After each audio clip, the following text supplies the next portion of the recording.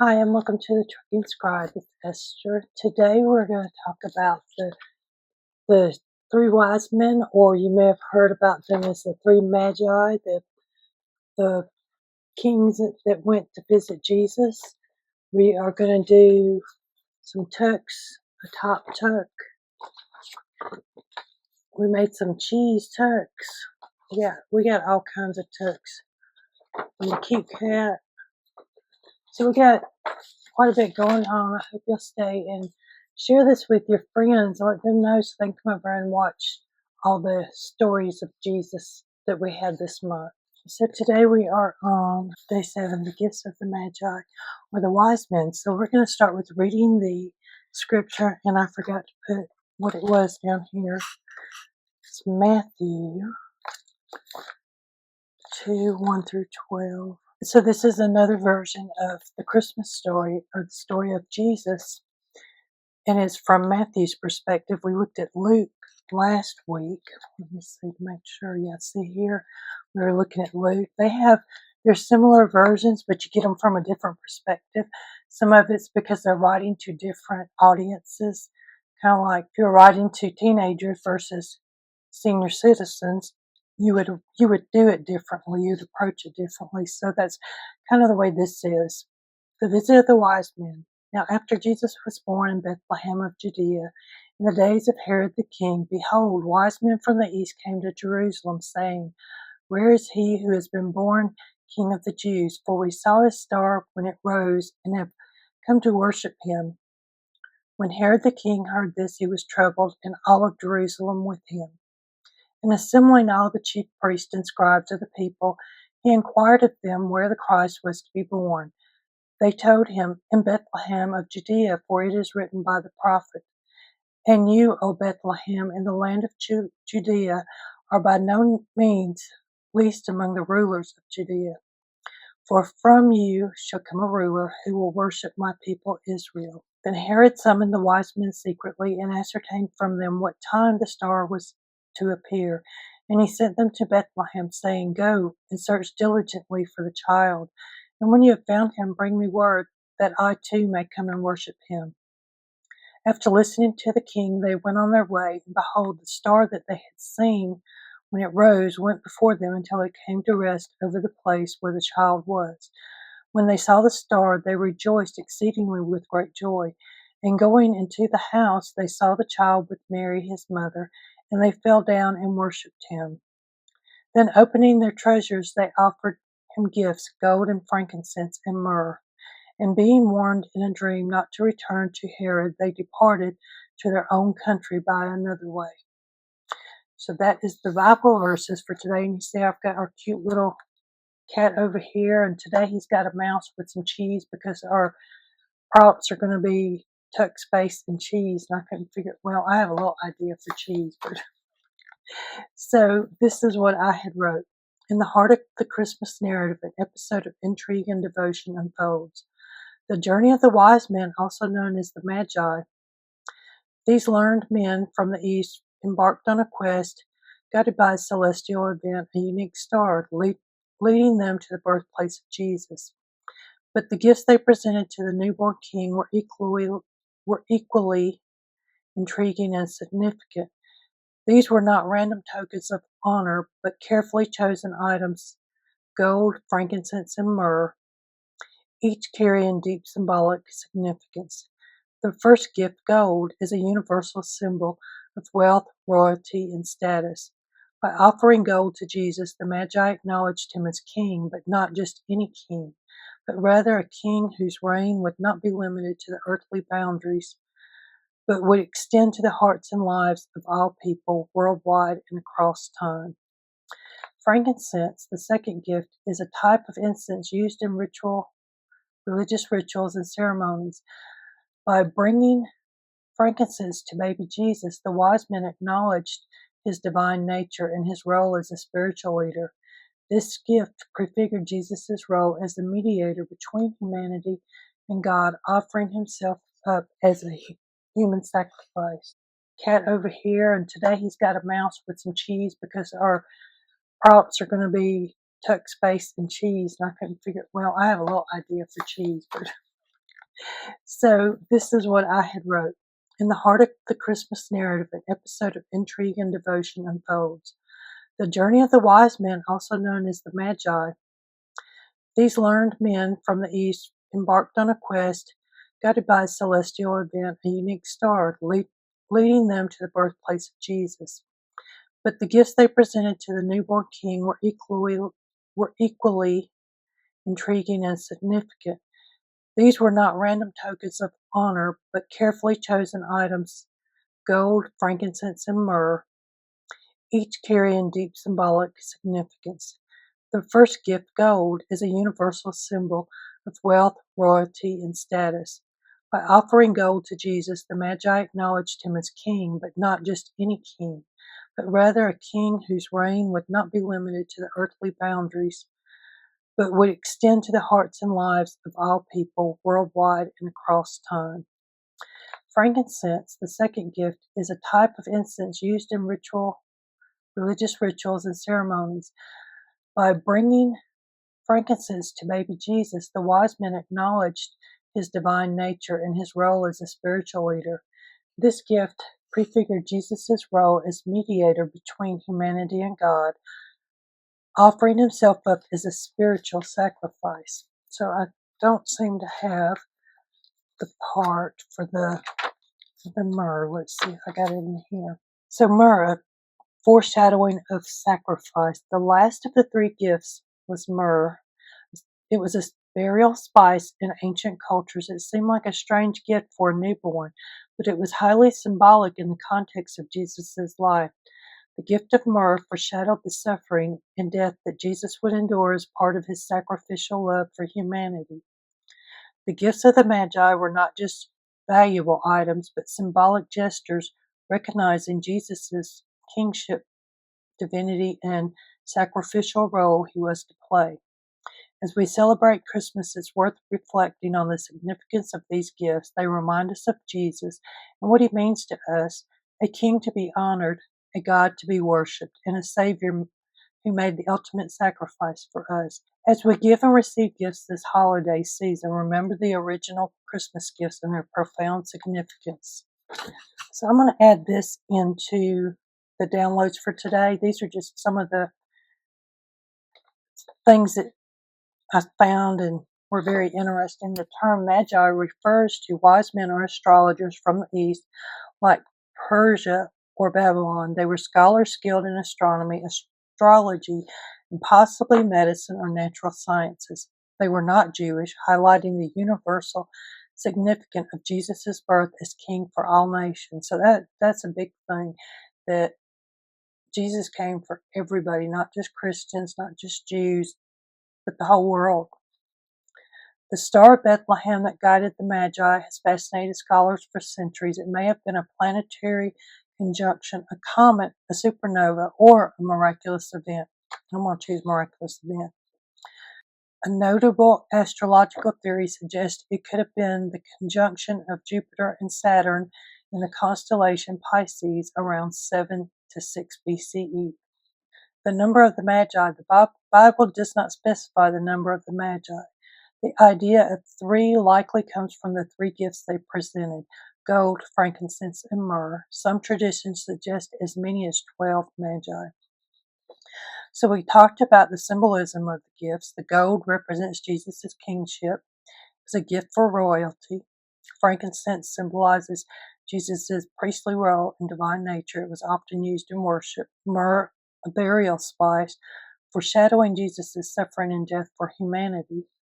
So then we're going to talk about King Herod on Wednesday. King Herod, known for his paranoia and cruelty, felt threatened by the prophecy of Jesus as King of the Jews. His reaction set the stage for the massacre of innocents, although this event is not corroborated by historical events outside the Bible. The Magi's obedience. After visiting Jesus, the Magi were warned in a dream not to return to Herod, showcasing their obedience to divine guidance over earthly authority. The journey's length. So we talked about Mary and Joseph traveling about 90 miles. The Magi likely traveled hundreds of miles, a journey that could have taken weeks or months.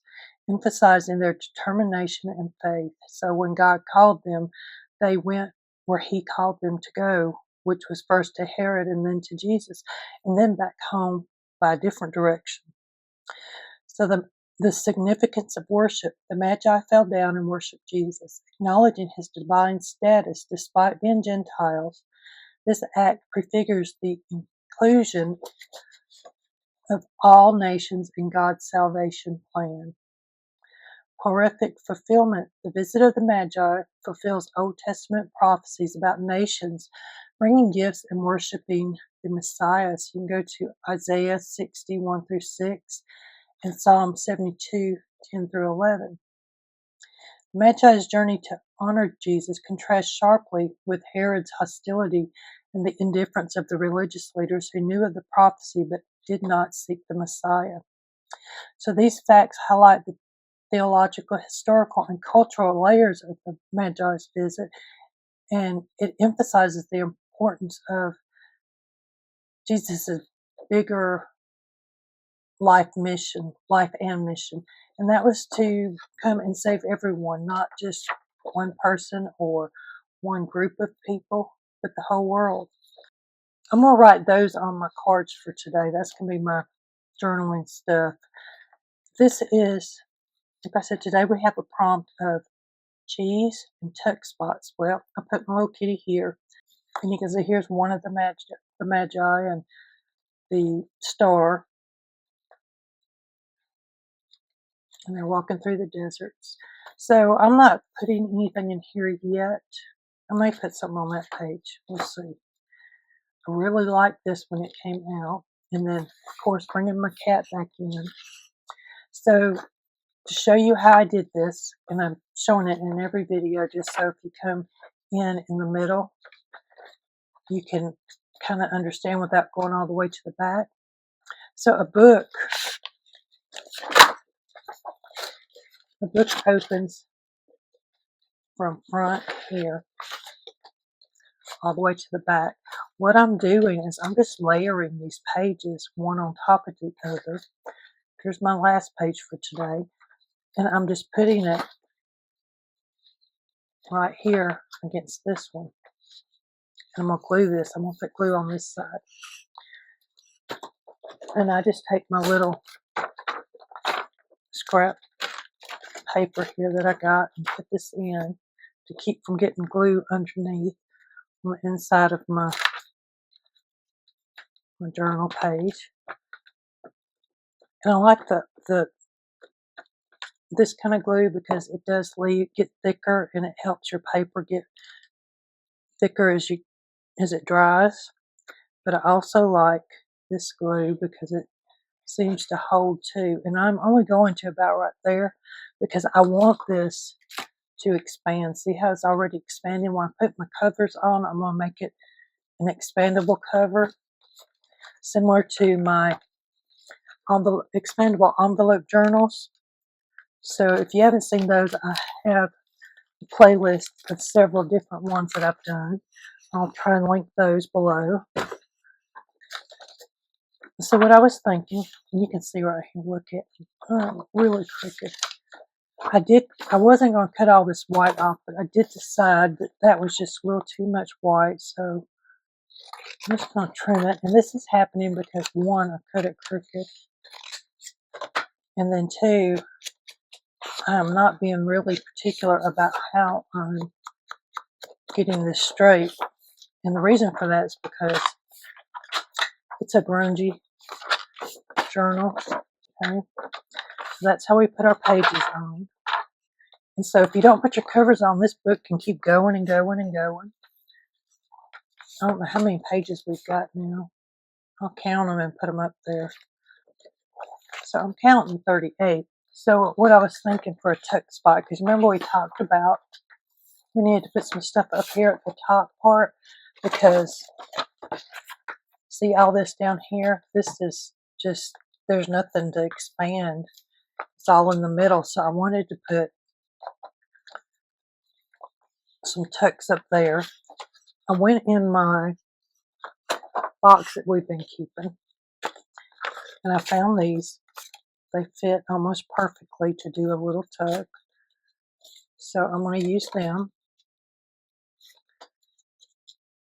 as a background. And then I had these little pieces that I misprinted. I'm going to use some of those. We've been using them throughout. So if you have a ruler, it might be better just to do it that way because it will come off easier. So I decided I'm going to use half a page, and I'm just going to put my ruler right there where I got the fold and hold it down. And you see, I still cut it anyway. And some regular glue around the edges. I think my sewing machine might be working, so we might use it just to sew these on. And I think the sewing would really help this look good. And I really want to see what I might have to go more up towards the front. Now I want this color, so I'm going to move this down a little bit. See, I have that much excess that I'm not going to be using.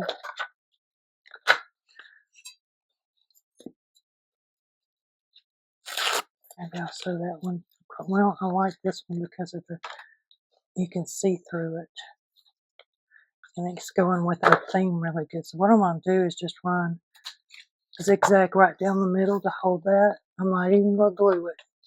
So you can see where I just went right down through here. You really can't see it because of my thread kind of matches. What I'm thinking is I can do a tuck spot right there. This one's a little short, but I'm going to still use it for something. I don't know if I'm going to use it for that, but we'll see. So I think that one will fit pretty good right there. Let me turn it around. Yep. So what I'm going to do is I'm going to glue, actually I need my fabric tack because see this here, for me, it gives me a problem sticking to the paper when I've got glue, or not glue, I got, what you call that? When I have thread, I'm going to go put glue on that side.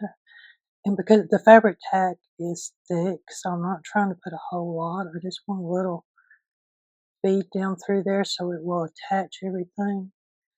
I'm just going to flip it over and put it right there.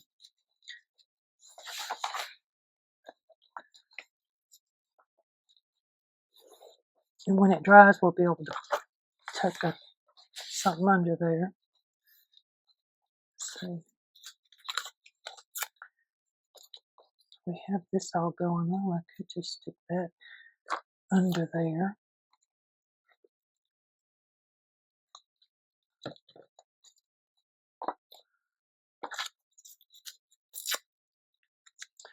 So you can always add. Let me get that away too if you really want to. There we go. Get it dirty. Now I'm getting glue all over my sponge. So maybe dirty it up before you glue it. Okay, so what I'm going to do is I've still got all these tags. Like I said, I'm going to write some of that stuff down. But I'm going to use these for my tuck spots.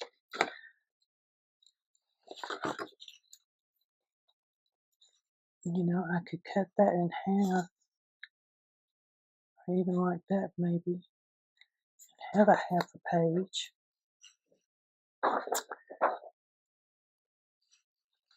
Okay. This is a little scrap. So I'm folding it in half because I want to do like a half, a little corner tuck right there, which will make sense in a minute. I'm just trying to get without measuring. So what I did was I folded this down to meet that line. It gives me half a little triangle that we're going to put right there. And then another half. So then I'm going to maybe glue that on there.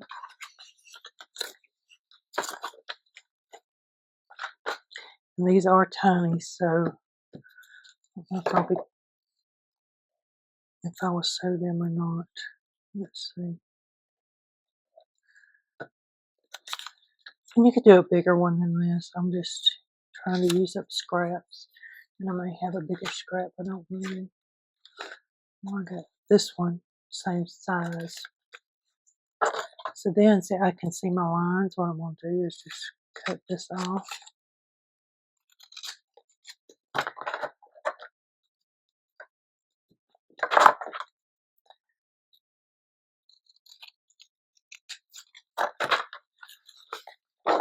And then I can cut it in half. And since I haven't put any fabric or thread on it, I haven't done any sewing, I can do it like this and it'll stick like a book corner.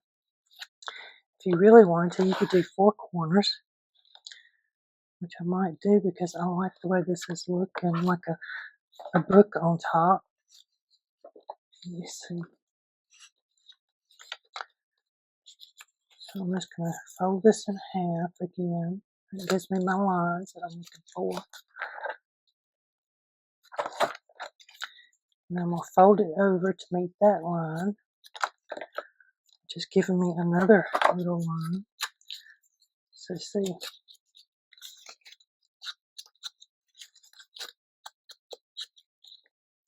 so I folded it that way first to where it met right here. And then I folded this down to meet. So what I'm looking for is just a smaller piece to kind of to have in there over that that's colorful. I really didn't want to put Jesus on there and have to cut him in half. That would be mean. I think this one I like.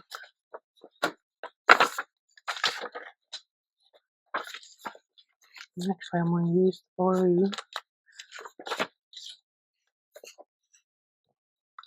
I'm going to go ahead and glue this all on because it's almost another square. So I figure why waste all the paper. We got plenty of pages to put it on. And I do want the darker blue. So I'm just going to cut that in half and cut this in half this way. And actually this one, you can see it is crooked. It's not quite right, but we can still use it. Just cut them like that. We can put them on another page. So this reminds me of those pictures. You remember the little when you had albums and you put these little corners in there to hold your picture in. That's what that's making me think of. Is this is just slid in there. And I'm covering up my little thing, but that's okay. So we could actually take this and tuck it down in there. No sense in getting rid of him. And I can take these and put them somewhere else in our book. What do you think? I'm going to put them right there just because. It needs a little blue in it.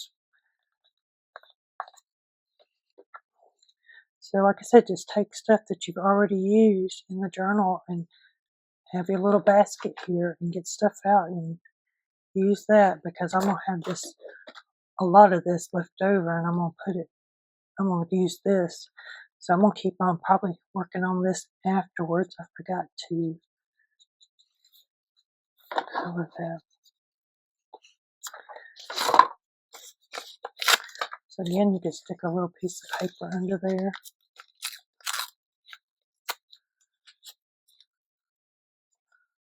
Like that. You could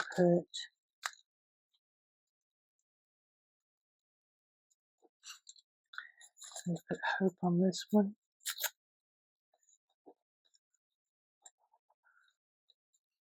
Put love on this one. See how I'm just using those little pieces of paper and sticking them in here? They're not very big little tuck spots, but they are tuck spots. So I have this one too that I want to put somewhere.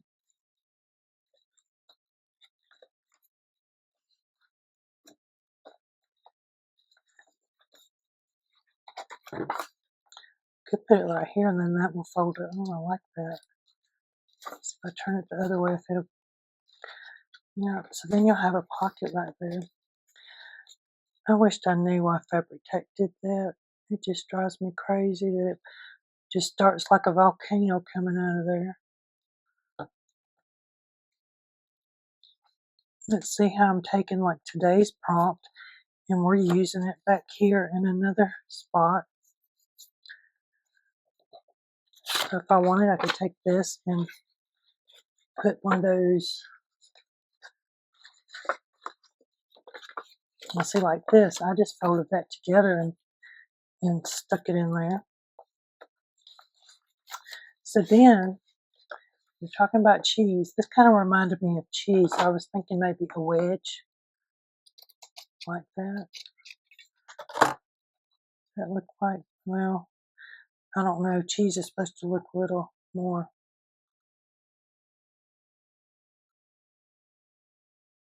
Oh well. This is going to be my cheese for today.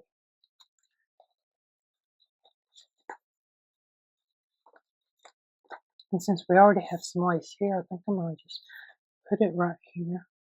And this just represents the cheese, and that's, you know, like Swiss cheese.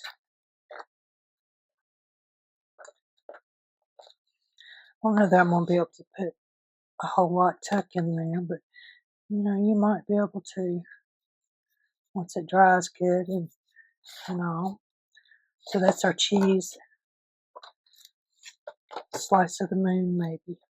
So what I'm going to do is take and write some of this on these, because that's what I made them for, was to put in here and put little things like this on. So I will do that on the side and show it to you on Wednesday. But today was the visit of the wise men, day 7. So, you know, that's going to get, there we go. I put it in there and wasn't thinking about being stuck. These are our pages. So we got our tuck right there. That could be cheesy too. Our cheese pieces up here, which I did take my and grungied this up, so it was a lot brighter than that before I got hold of it. And then this.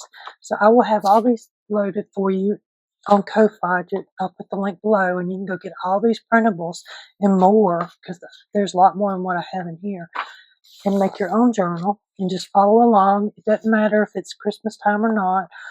These printables will be up year round. You can do the birth of Jesus any time of year. I know that I'm going to probably be doing it in July again. I really enjoyed that, along with the Christmas in July that I worked with Terry over at Sweet Pea Paper.